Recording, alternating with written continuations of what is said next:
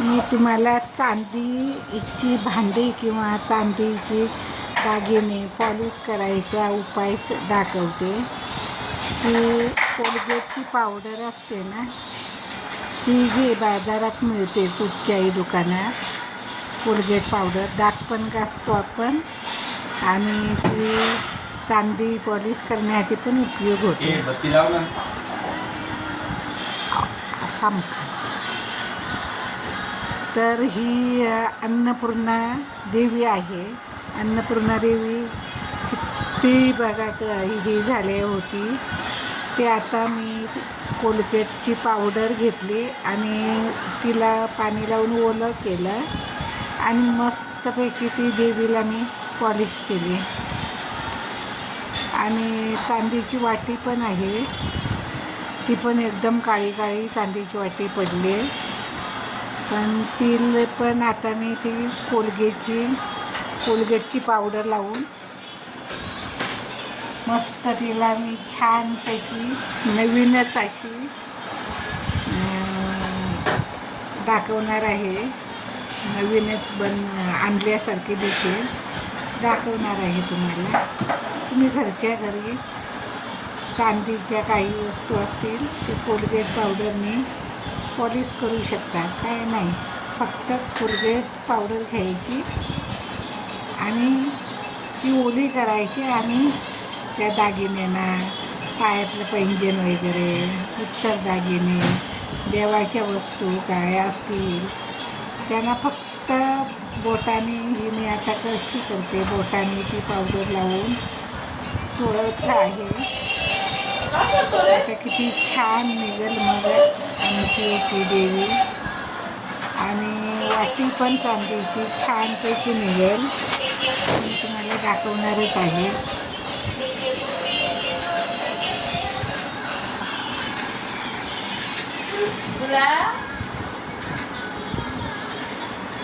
मला ना खूप काय असं वेगवेगळं, ती बघा किती छान दिसते. मला खूप आवडतं असं काहीतरी नवीन नवीन शोध लावायला. आम्ही गावाला होतो ना, तांब्या पितळेच्याही हंडे असायचे, ते घासायचे कोणते माहिती काय, खरखरीत साखरेचा दगड असायचा, त्याची पावडर करायचो आणि आंब्याचं झाड असायचं, त्याची पानं काढायचं किंवा आंब्याची पानं आणि त्याच्यामध्ये ती खरखरीत साखरेचा दगड असायचा, ती पावडर मिक्स करून हंडे घासायचे, मस्तपैकी चमकायचे हंडे. पण आता मुंबईला हा शोध आमचा आम्ही लावला. पण छान नाही बघा ही कोलगेटची पावडर. आम्ही काय करतो, दात घासायला पण कोलगेटचीच पावडरचा वापर करतो. कोलगेट टूथपेस्ट कोलगेट नाही आम्हाला आवडत, कारण ते गोड असते ना, त्याने दात बरोबर हे निघत नाही. ते जी पावडर असते ती कशी तिखट अशी झोंबते, ती मग दातातून कीड वगैरे तयार झाले असले, दात खराब होत आले असले, दात दुखत असले तर ही कोलगेटची पावडर लावली ना की दात दुखणं पण थांबतं, कीड लागायची पण थांबते आणि दात मस्तपैकी स्वच्छ होतात. आता ही वाटी बघायची ती मी मस्त केली ती कोलगेटची पावडर. मला असं वाटतं की जे आपल्याला जे माहिती आहे ते तुमच्यापर्यंत पोचवायचं, की असं मला ना वेळ मिळत नाही. नुसता घरात आमच्या फॅमिली म्हटलं माणसं, आमची फॅमिली पण जॉईंट फॅमिली आहे खूप, म्हणजे नाही कोणाचा आवाजच येत असतो. त्या कारणाने तुम्ही मला समजून घ्या चालायचं, की घर भरलेलं पण माणसांनी पाहिजे. जॉईंट फॅमिलीत मजा असते, ती स्वतंत्र एकटेपणात मजा नसते. हसतं खेळतं घर असावं. अशी हे बघा म्हणजे सुनाने मठात जाऊन समर्थांचं फूल आणलं आणि ते फूल आत्ताने घातलं डोक्यात आणि प्रसाद आणला. गुरुवारचा पिवळ्या कलरचा प्रसाद असतो ना समर्थांना. दत्तगुरूला पण पिवळाच कलर लागतो. ती साखर आहे, खरी साखर. असं मस्त प्रसाद छान वाटतो असा. मला देवाचं म्हटलं प्रसाद खाण्यापेक्षा बघून मन प्रसन्न होतं.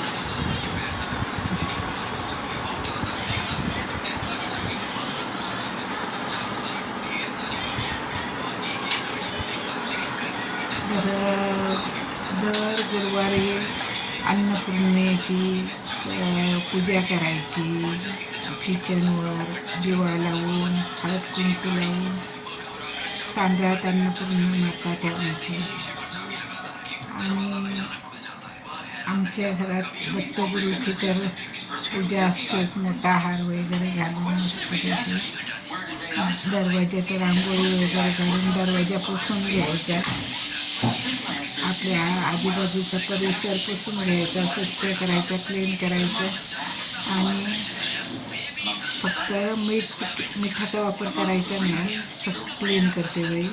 बाकी सगळं चालू शकतं. मिठाने कसं गुरुबळ कमी होतं. गुरुवार म्हटलं की गुरुबळ पाहिजेच आपल्याला.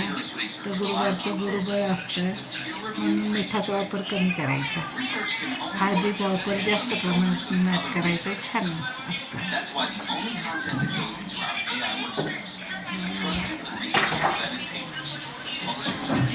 तुम्हाला आता मी दाखवते आमची चांदीची वाटी. ते अन्नपूर्णा किती छान झाले. मस्त ती मी तांदळात ठेवून तिची पूजा करणार आहे.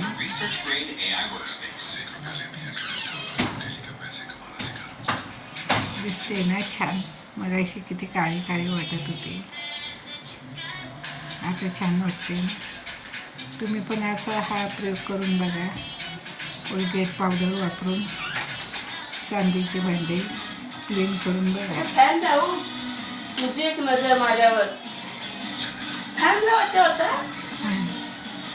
आमचा गोलू आहे ना छोटासा, तो बघत बसतो प्रत्येक माणूस काय करतंय काय नाही.